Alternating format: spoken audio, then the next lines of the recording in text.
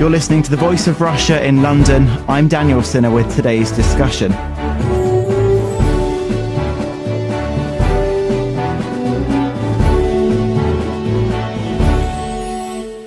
Over the next 2 years, the Ministry of Defence say they plan to cut 29,000 military personnel and 25,000 civilian staff from the British Armed Forces. The Army is bearing the brunt of the cuts, losing around 19,000 soldiers, while the Royal Navy and the RAF will each lose about 5,000 posts. The government say it has to reduce the size of the armed forces to tackle the massive defence budget deficit it inherited from the previous Labour government.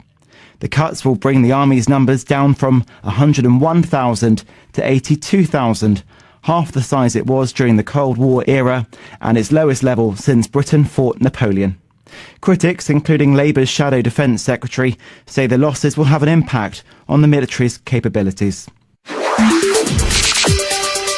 Well, joining me to discuss the impact of the British Army defence cuts is Colonel Richard Kemp, a former British commander in Afghanistan. Richard Norton-Taylor is The Guardian's defence and security writer. And Alan Mallison is a former Brigadier General and now defence commentator for The Times and author of The Making of the British Army. Alan, we'll begin with you. Will this army now be too small? Well, too small for what? No one could actually answer the question, what is the army for? For the first time in history, we don't have a major existential threat to the nation. We don't have an internal security problem that needs an army. And we don't need troops to advance our material wealth overseas, defend colonies and expand. So it's there for contingencies. It's an insurance policy. Who can say how big it's got to be? You've just got to look at the capabilities that it has, hope that it's got all the capabilities that might be needed for whatever is thrown at it. And then you patch something up on the day. There's a question also that concerns me principally is this rather indefinable idea of a critical mass. The British Army has always been small compared with all other armies. It's always been a professional army. It's never had conscription outside major war. You mentioned the Napoleonic Wars. We never once resorted to conscription during those wars. If it's a small army, it needs to keep its qualitative edge, and it needs a certain size to be able to do that. I don't know whether 82,000 is too small, but I have my doubts. Colonel Richard Kemp, is this so-called insurance policy going to be too small? Well, I think one statistic that I believe is correct is, notably we've got Brigadier Alan Mallison here, is that there are now, or going to be, more brigadiers in the British Army than there are going to be tanks, which is sort of akin to the fact that there are more admirals than there are ships. I think the government feels that the British Army is going to be too small because they have concocted a plan to replace the 20,000 soldiers they're cutting with 30,000 reservists who they're saying will be able to step into the breach and certainly carry out some or all of the likely responsibilities that those 20,000 that are going would have been able to do. Now, personally, I haven't seen any convincing description of how this will actually be materialized. The Americans, of course, it's based on the American model of having very large numbers of reservists, National Guard, being able to be called up, but they've got a very different history and background and indeed legal framework and tradition for the use of reservists, and I don't think we've got anything like that, nor do I think it's very likely we will have. So I suspect that the government wanting to have a larger armed force than it thinks it can afford or it's prepared to afford, and hoping to fill the gap with reservists, I think suggests that they think we need more people but don't quite know how to do it. Richard Norton-Taylor, what are your thoughts about the size of this new British Army? Well, there's a huge question mark over the number of reservists that the British government hopes to attract. Alan Mallison referred to no existential threat at the moment. I'd argue there's no... Well, the British Army is almost facing an existential crisis, actually, because what after combat troops leave Afghanistan by the end of 2014? Let's put it this way. Is there a political appetite or public appetite for sending British troops abroad in significant numbers like there have been sent to Helmand in Afghanistan? I think probably not for a very long time anyway. Just like in the future there'll be more and more emphasis on drones, for example, and precision missiles. So there'll be, if anything, in the terms of ground forces, the emphasis will be on special forces.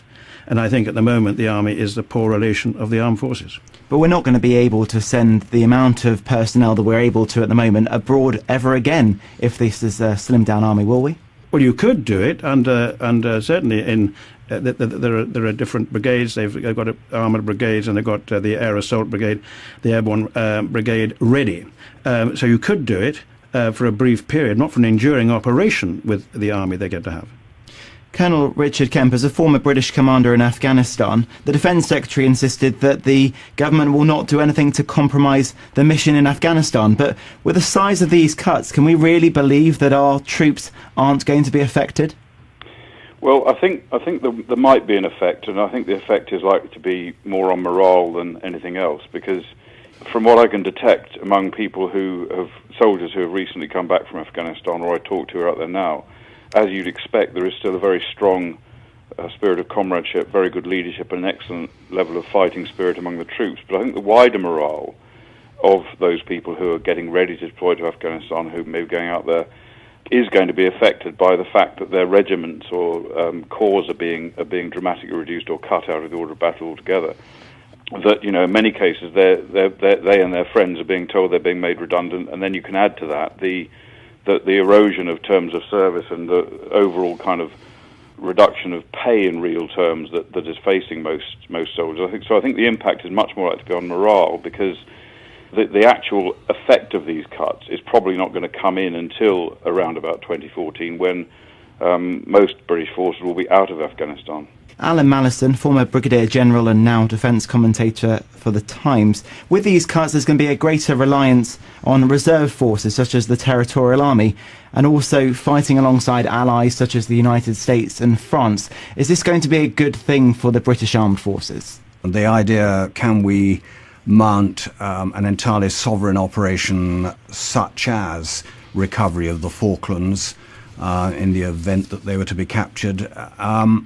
There will be certain operations, no doubt, that the MOD is thinking about on a contingency basis, and I suspect the answer is we will retain a strong sovereign capability to do the sort of thing that we could only do by going alone.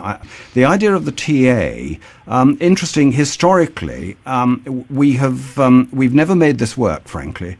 The origin of the Territorial Army was for home defence. That's why it was called territorial. It was to defend the homeland territory.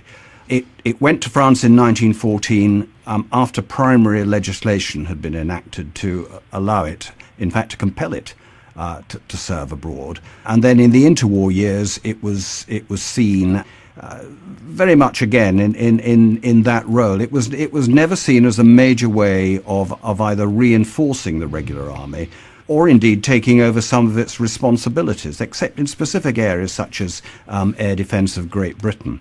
The interesting thing about it is that if we mount an operation overseas, as we've just talked about, it's fine initially. We can do it almost exclusively with regular troops, although medical support we will need to bring in reservists.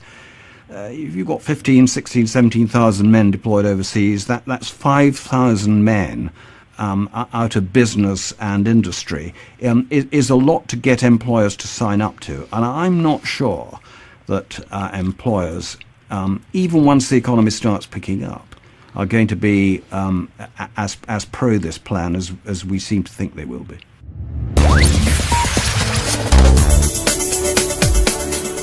A reminder that you're listening to The Voice of Russia in London. I'm Daniel Sinner with today's discussion on the impact of the British Army defence cuts. Joining me is Colonel Richard Kemp, a former British commander in Afghanistan. Richard Norton-Taylor is The Guardian's defence and security writer, and Alan Mallison is a former Brigadier General and now defence commentator for The Times.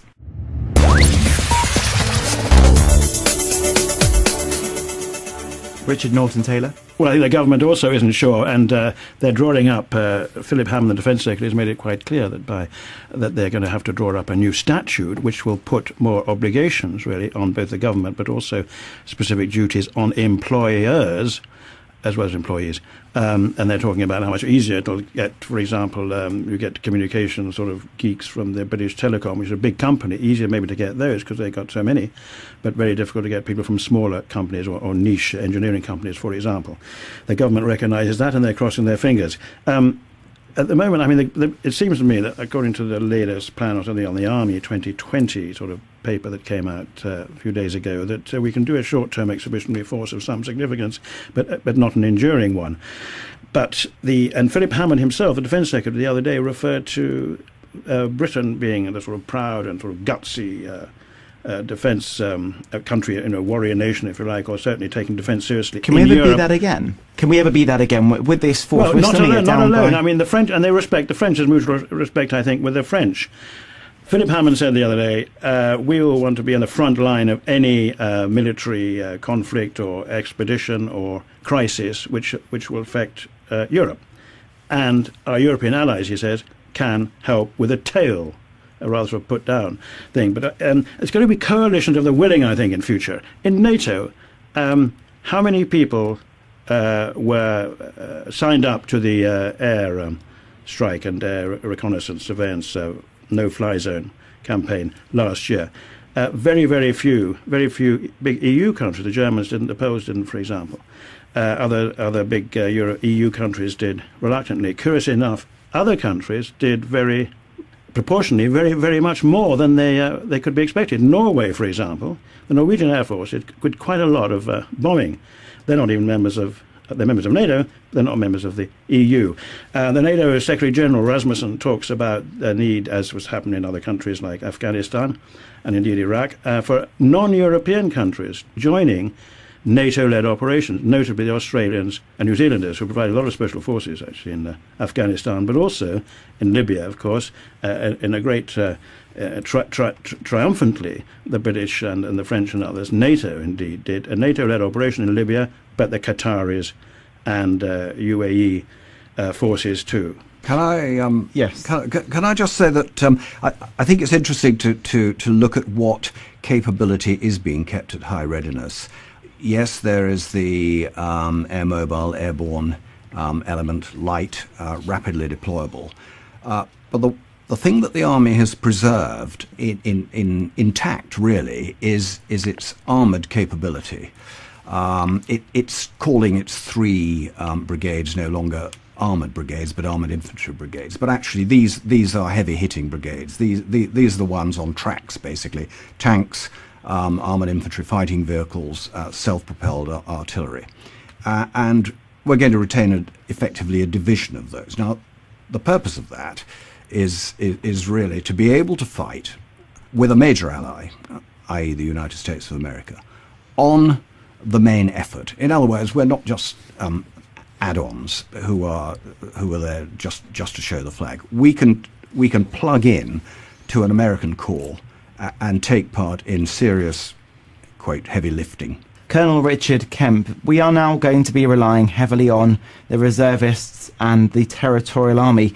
The British public might be a bit worried that they can't meet the same capabilities that a full-time soldier might be able to. What would you say to their worries? I would share them. I have worked in my career quite extensively with the Territorial Army. I've worked alongside them in countries like Northern Ireland and Iraq, Afghanistan. When they fight with the regular British troops, when they operate with regular soldiers, they do an extremely good job. And generally speaking, their training is topped up so they can do so and fit in very well indeed. I've also seen occasions when you've expected large numbers of territorial soldiers to turn up, and very, very small numbers have turned up because there is no real obligation upon them to do so. If you're an American National Guardsman and you don't turn up, whether it's for training or operations, a policeman comes round to your house and arrests you, and you're then subject to criminal charges. That doesn't occur in Great Britain. There's no sanction against British reservists not turning up, no effective sanction anyway. And also I would very much question whether very many people will sign up to this kind of thing, where they know that they could be compulsorily deployed for 6 months or however long it might be, a year perhaps, to take part in operations. I think most people who would want to do that, to subject themselves to that kind of compulsory service, would probably join the regular army.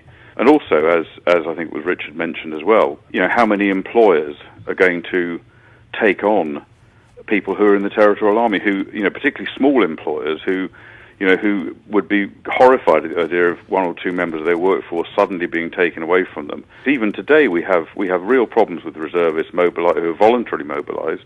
And I was talking to somebody the other day who was volunteered to be mobilised, went to the mobilisation centre and was told that his pay would not be matched. The pay he was going to be losing would not be matched by the army, which I think was part of the original deal. So I think, for all those reasons, and no doubt many other reasons, I think there's a huge amount of work to be done. I think it's very much optimistic that this will be made to work in the way that the US National Guard system can work. And of course, optimism is not a strategy. Alan Mallison, this new army is going to be relying on these territorial army reservists. We are going to have a second-rate army then, aren't we? Well, you could argue that initially what it does will be as good as it's ever done. As I said, on the fourth or fifth rotation of the troops in an enduring operation, a third of them will not be professionals. One of the things that's impressed me about this exercise is that, the army, having been given the terms of reference, cut 20,000 men, how you do it is up to you. That was virtually the blank sheet of paper they were handed. They've gone about it in a very imaginative way, I think. And instead of the salami slicing approach, they have said, right, who is it who really needs to train the most? It is the infantry. It is the armoured corps. And then below that, you start getting a sort of gradation of need for training, so that you could say that the man driving a fuel tanker truck does not need to be training day in, day out. And the proportionate cuts to the enabler areas are much greater than to the fighting areas. The infantry, quite rightly, have taken a smaller cut proportionately than the corps and the services. It's still taken too many, in my opinion, but that's the idea. It reduces policy options for politicians. They've got to be certain that what they get involved in is going to be over and done quickly. Now, 15 years ago, I smiled when I was still in uniform, listening to a briefing to a foreign chief of defence who'd brought over to London, and I was told how the army was planning its future arrangements, the policy being fast in, fast out. And afterwards, I remember saying, fast in is merely a technical challenge. Fast out is nothing to do with you. That's your adversary, and that's your political masters. So, how fast do politicians want us out, and how fast can they get us out? It's over to them.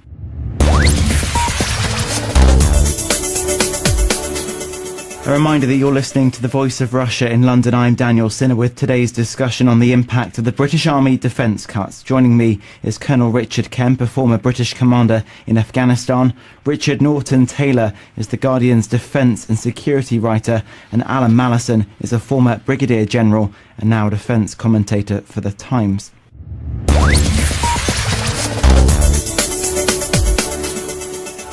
Richard Norton-Taylor, is this going to be an effective, well-equipped fighting force? Well, can I just answer this other question first? Sure. I think it's going to be not very fast in either, actually, after Afghanistan and Iraq, for all sorts of reasons. I mean, political, financial, strategic, tactical reasons. I think, I'm afraid to say, a great lover of the British Army, the Army is going to be, in a way, the poor relation I said, is going to be. And now, in America, too, people talk about, and Alan did too, about fighting maybe with an armored division with the Americans. The Americans are talking now, the Pentagon, about the importance of air-sea operations, air-sea, the Pacific, Asia. Yeah. They're not talking about Europe. The Europeans have got to get a grip on life, actually, themselves. So the British and the French can do it. What about other countries on the general sort of military front?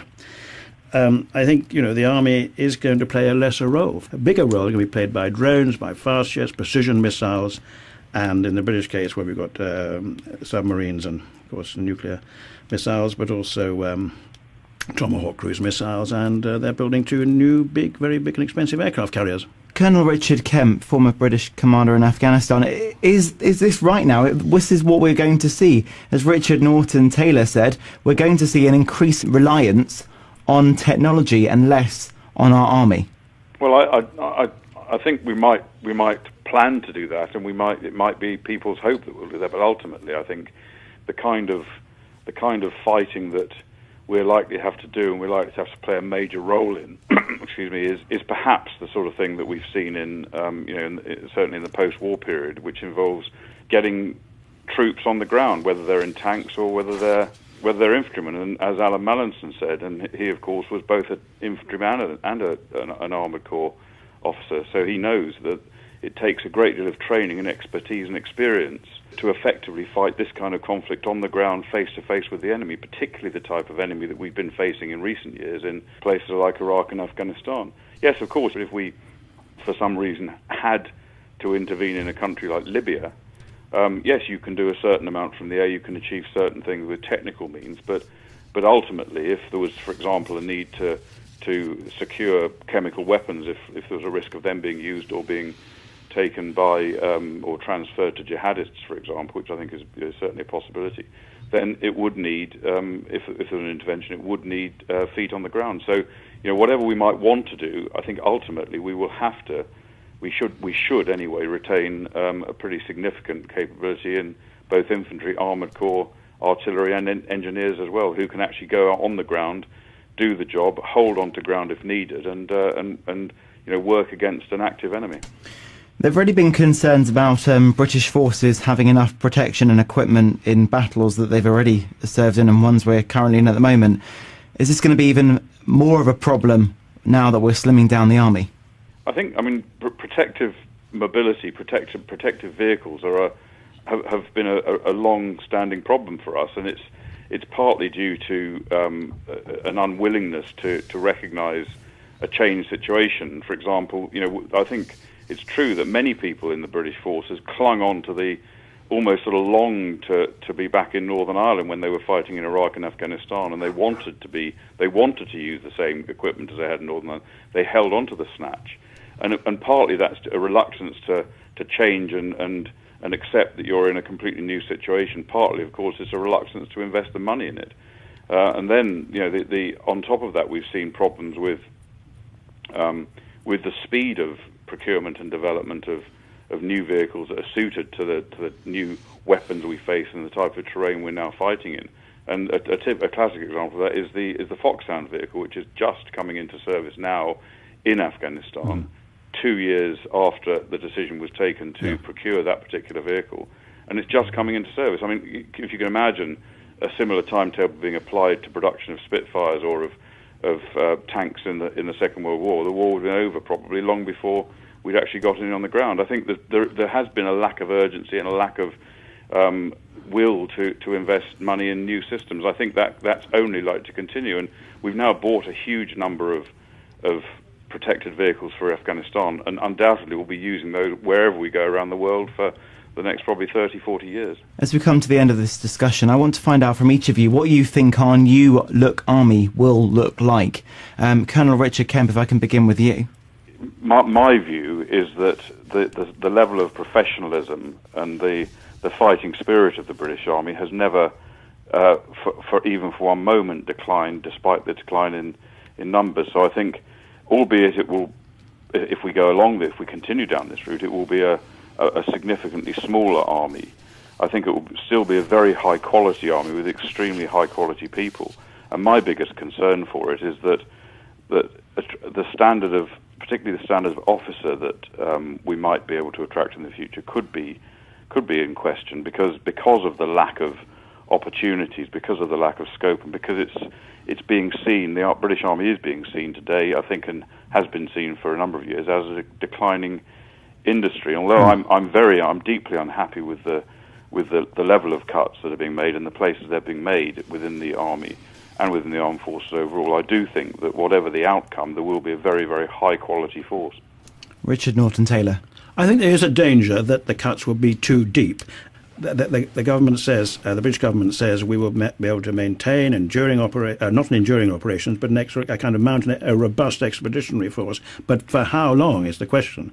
And there's a danger that maybe it'll go beyond a tipping point, that the army will prove to be actually too small to do other than a very short, robust operation it's done in the past, and concentrate on kind of niche operations, whether it's stabilization ones, whether it's humanitarian ones with other countries, reliance on special forces, a light footprint on the ground, soft power like training people in other countries and so on. These are, by the way, these are niche operations are emphasized very, very strongly by top army officers now, including the head of the army, General Peter Wall. So I think there is a danger anyway. And the government itself, I think, is and top and senior officers at the head of the army are crossing their fingers. And Alan Mallison. One of the biggest disasters the British Army ever faced was in South Africa at the turn of the 19th century, 1899, 1900, 1901, fighting the Boers. And the army found itself completely outmatched by what effectively was a militia. Many fewer men, but they knew the country. They were expert in using their weapons, mobility, and we were given a very hard time. Kipling famously wrote, "We've had no end of we've had no end of a lesson. It will do us no end of good," and it did do us no end of good, because the committees of inquiry that sat after the Boer War led to a complete reform of the army from top to bottom. It was quite extraordinary, the thoroughness. But one of the major findings of the committee of inquiry into the Boer War was that we didn't have a system of rapid expansion of the army in time of conflict. And the one thing I would really want the MOD to be doing, and okay, it probably wouldn't be able to talk about it because it would imply that they've no confidence in the plan that they've just produced. There's got to be a plan for regeneration of the army when, oblique if, this plan to rely on the TA is shown not to work. My principal other concern will be exactly the one that Colonel Richard Kemp has brought up about officer quality. Can we recruit and then can we retain officers? We've got to be able to keep high-quality people right through the service. In the end, the British Army has got over its inevitable setbacks at the end of every single war it's gone into by the quality of its senior generals who have realised what had to be done and then have had the nous and the confidence to do it. Well, unfortunately, we're out of time. Thank you to all of my guests: Colonel Richard Kemp, former British commander in Afghanistan; Richard Norton-Taylor, The Guardian's defence and security writer; and Alan Mallison, a former brigadier general and now defence commentator for The Times and author of The Making of the British Army.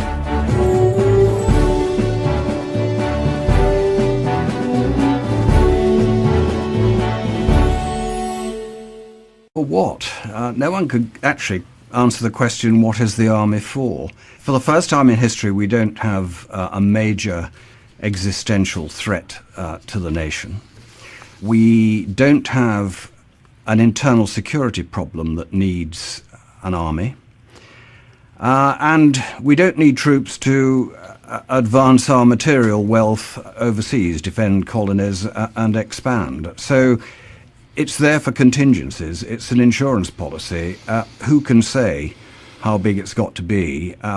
You've just got to look at the capabilities that it has, hope that it's got all the capabilities that might be needed for whatever is thrown at it, and then you patch something up on the day.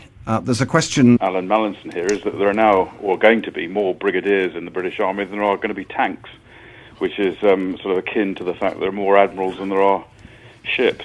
I think the government feels that the British Army is going to be too small because they have concocted a plan to replace the 20,000 soldiers they're cutting with 30,000 reservists who they're saying will be able to step into the breach and and certainly carry out some or all of the likely responsibilities that those 20,000 that are going would have been able to do.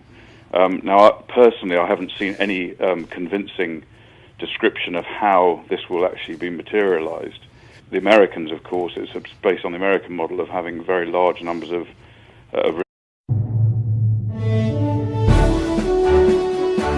You're listening to The Voice of Russia in London. I'm Daniel Sinner with today's discussion.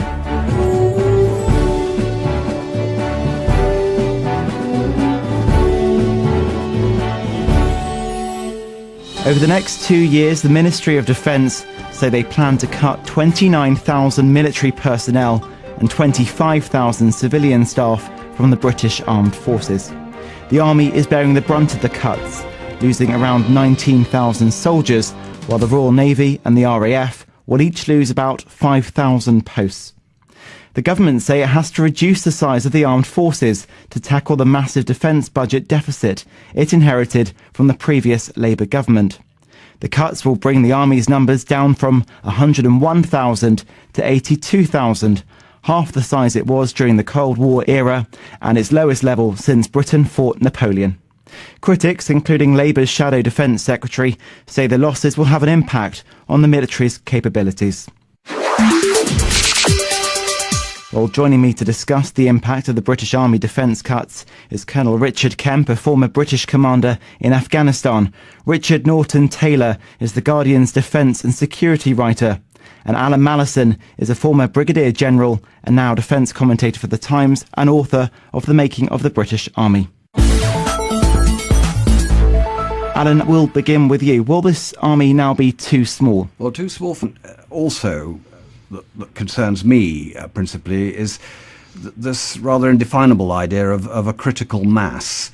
The British Army has always been small compared with all other armies. It's always been a professional army. It's never had conscription outside major war. You mentioned the Napoleonic Wars. We never once resorted to conscription during those wars.